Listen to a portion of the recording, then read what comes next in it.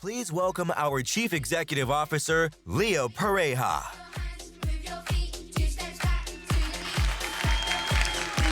Good morning. How good was Renee?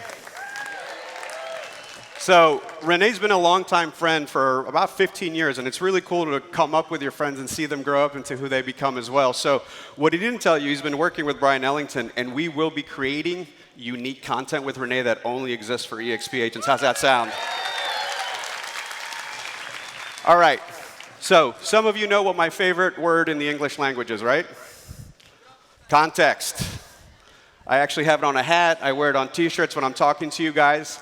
And in the last 90 days, my world's changed a little bit. I think I've done like 76 media interviews. and now CNN and CNBC and Fortune want to know what we think is going to happen in the marketplace, which is a pretty cool shift of who we are in the industry, right? And I'm a self-described data nerd. And sometimes I've been accused of having a crystal ball, but I just like to look at data and try to figure out actionable stuff to do with it. So as I'm showing you this stuff, don't just freak out, because some of it's scary, some of it's good. Last year when I did this, it was all just bad. I do promise there is good news this year, because when I did this last year, I said, this is just pretty bad news, and my prediction is 2024 will be a copy-paste of 2023. I'm just giving away that my prediction of 2025 is actually better than 2024, so I'll start there. And I saw this quote the other day, and it actually kind of made me feel why I feel about data this way. Because it said, general ambition gives you anxiety, but specific ambition gives you direction. And so I think that's what the context the data does. So just jump right into the nerdy stuff I always talk about. That's GDP quarter by quarter. So if you see in 2022, we fell off a cliff and we all got locked up for a couple months there. Consumer spending is still keeping us afloat as an economy, which is good. Somehow the Fed seemed to have delivered this soft landing they were predicting. Not a lot of hope in it, but it looks like it's being delivered. One of the red flags is that consumer spending is still at an all-time high. Consumer spending now is $18 trillion. The good news is it's mostly mortgage debt, offset by $35 trillion of home equity. So remember that when I start talking about the next part. We are experiencing record levels of debt in credit cards at 1.3 trillion, 1.6 in auto, and 1.5 in student debt. So I'm going to talk about loan defaults and all that stuff probably later on, but just know that in real estate and economic cycles, they never look the same. So if there is another crisis, it won't look like the one you may or may not have lived through in the real estate industry in 2008. So it is super, super important that you spend 2025 belly to belly. The next distressed seller that's in your database won't look like the financial crisis. It'll look like someone who is underemployed, can't pay their credit card bills, and you might have sold them a house 2 or 3 years ago. So statistically, there was like 0 chance that they're going to list again, because it normally takes 7 to 10 years. So I would recommend that you send a CMA to everyone you sold a home to in the last couple of years and say, hey, congratulations, did you realize your house went up $200,000? If you know anyone interested in selling your home in your neighborhood, because I have a whole bunch of buyers that are ready to buy, let me know. That way you're not saying, hey, are you behind on your bills? Do you need to sell? So another really important indicator of the healthy economy is unemployment. We're sitting right around 4.2, 4.3, which is not alarming at all. Most economy says that under 5% is full employment. So again, really, really important data for us. Job growth is slowing down. It surged a little bit in August. But wage growth is up 4% year over year, and the average hourly rate in the US is now $30 an hour. So affordability is its rates, its job growth, and what people earn. So again, good news for what we do for a living. The Fed finally cut the rate. Last year when I told you this, we had just seen the fastest spike in interest rates in the history of America. which really kind of messed up our world a little bit. So inflation hit its target rate of 2%. Fed started cutting. The prediction is 2 more cuts by the end of the year and a full point in 2025. So that should start settling down markets, although it will be gradual. So a lot of people think the Fed cut rates means mortgage rates drop. It does not. It's more the 10-year Treasury. But anything helps, and there's been boosts in the job market. So when rates come down, that helps everything, right? Businesses can borrow money. Consumers can borrow money. And so the cost of everything starts to come down a little bit there. Now, this is the one that I talk about all day long. So a lot of this stuff, if you've heard me in a small room or a big room or on interviews, I talk about this a lot. This is the one that I think is most important for context. August was the 36th consecutive months where we sold less homes than the previous year. Do you guys know how many homes were on track to sell in the resale market? Somewhere between 3.8 and 3.9 million homes in 2024. That's the worst year since 1995.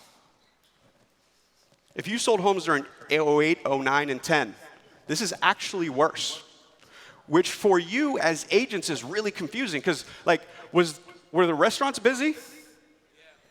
Right?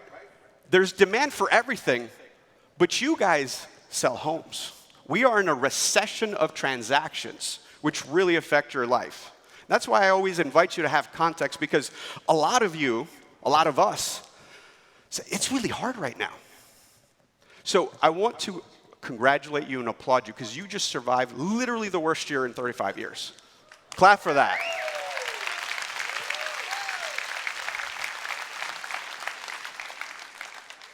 And this is the good news. I'm now going to give you some good news.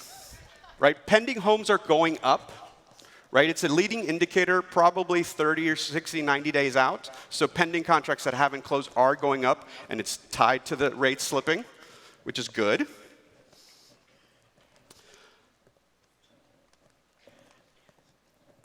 Good news. Mortgage rates continue to come down. We've seen more buyers enter the pre-approval process. Right? So when rates jumped up, we lost all the refinances, and then buyers pulled back dramatically. That's starting to come down.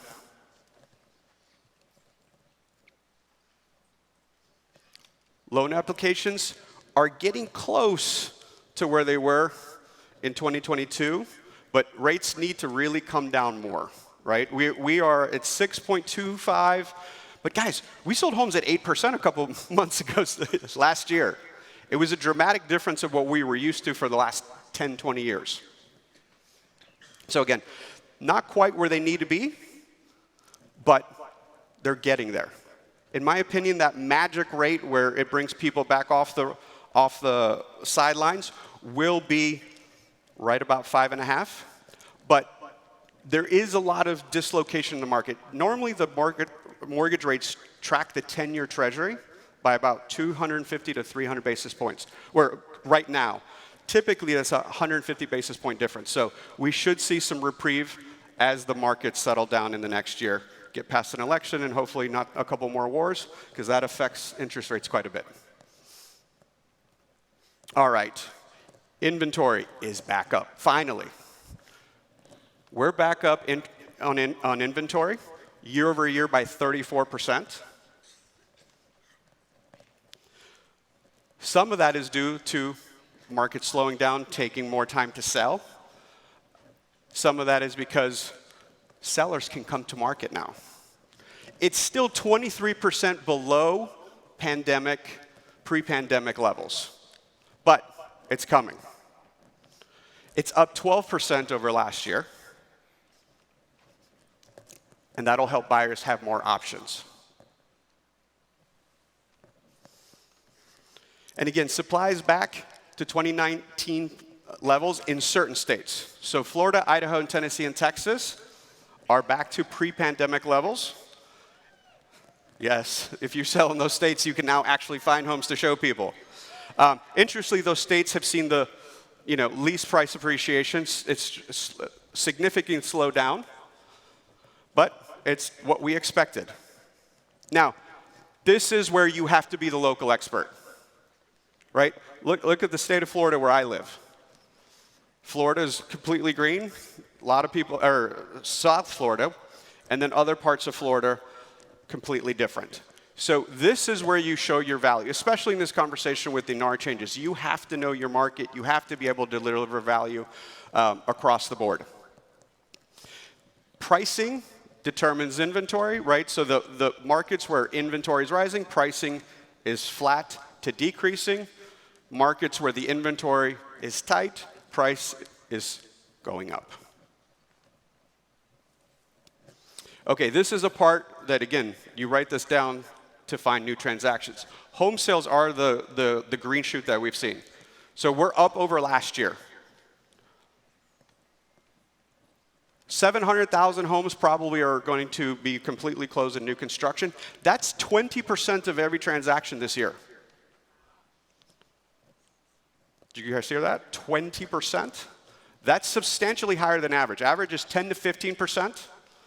But there are very logical reasons for it. First, there is 9 months of new construction inventory supply across the country. That's higher than normal. But again, we needed that. We lacked inventory. Second is the price to sell a home in new construction is down 10% from peak during the pandemic. So home builders have brought the prices down. They've done some shrinkification where they're making smaller footprints so they can sell them for a little bit less. But builders are aggressively trying to deliver new homes. And median prices of new homes are very similar to resale pricing across the country. And then lastly, builders can offer concessions. Builders on average are now paying 5% concessions towards purchase or price that can be used to buy down the rate. And again, more good news. I promised you good news today. Housing starts and new permits are both up, which again, if you remember the Great Recession, we did not build enough homes for almost a 10-year period, so builders have a lot to catch up on. Depending on the economists you ask, we're short 2 to 4 million homes. I think we're probably closer to 5, but we're heading in the right direction.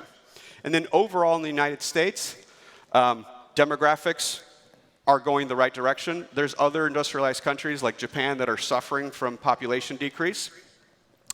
This is a phenomenal, interesting stat that I just read. 12,000 Americans turn 35 years old every single day right now. That is peak buying age. So there is demand of buyers. We just need rates to come down and enough inventory to hit the market. And most of the population growth in this country is coming from the Hispanic market. You guys know I was NARP's national president. I worked on the Hispanic State of the Union quite a bit. But it's the fastest growing population and will soon enough be the largest buying demographic in the United States over the next 10 years. The Hispanic population is younger than the overall population, so still haven't entered their peak buying years. But when I was NARP's national president, people would come ask me, I said, do I need to learn Spanish? I said, absolutely not. You just need to attract someone to your team who can take care of that demographic for you. So if you're in a market where you're seeing that, that's a good idea.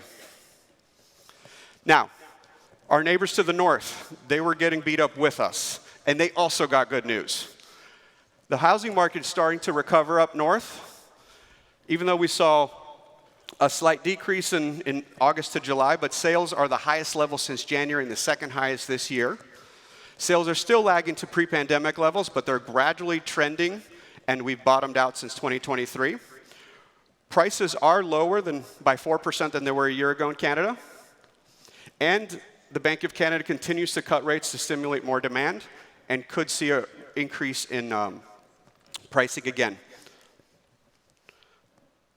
Canadian inventory is rising as well. They're up 19% year over year, which is still lower than the average of 4.1 months of supply. I'm sorry, they're currently at 4.1, which is lower than the average 5-month supply. But again, Canada's getting some reprieve as well. So good news across the board in North America. Now, commercial market. First of all, if you're a commercial advisor, stand up. All of you. All right, so first of all, for all you residential agents, you need to meet all these people and partner because there is an untapped potential to work together and send referrals across the board. But the good news is that commercial market is bottomed out. I think they got beat up the worst during the interest rate hikes. Transaction volume has increased from Q1 to Q2. All sectors, apartment, industrial, office, showed a little bit of price improvement month over month in the previous month. The office sector, especially in central districts, and apartment sector had the largest price decreases compared to year over year, and probably still going to experience quite a bit of disruption. The rents are stabilizing, and importantly for our commercial advisors who specialize in leasing, average rents went up both in apartment and office for the second quarter. But again, they got their butts kicked for 2 years, so this is very good news. Apartment vacancies ticked up a little bit, probably due to the massive amount of construction completion. So about 1 million new units are coming online between 2023 and 2024. And with the spike in interest rates, all developers stopped building new construction in the apartment sector, pretty much completely. And so what will happen is we'll absorb the inventory, then we won't have enough, and then they'll start building again. So I promised good news. This is what I told CNN, so I might as well stick to it because now it's in writing. I think we're going to see about a 10% increase in total transactions for 2025. Which feels really good because I feel like all I've given you is bad news for the last 2 years.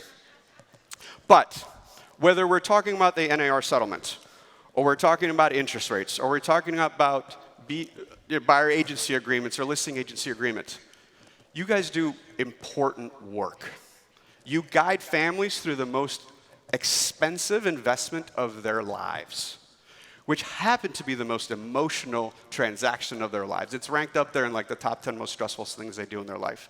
And I always invite you to go back to that. You are there to be that expert guide to shepherd them home where they're going to raise their families. Thank you so much for everything you do, and I'm excited to spend the rest of the couple days with you. Thank you.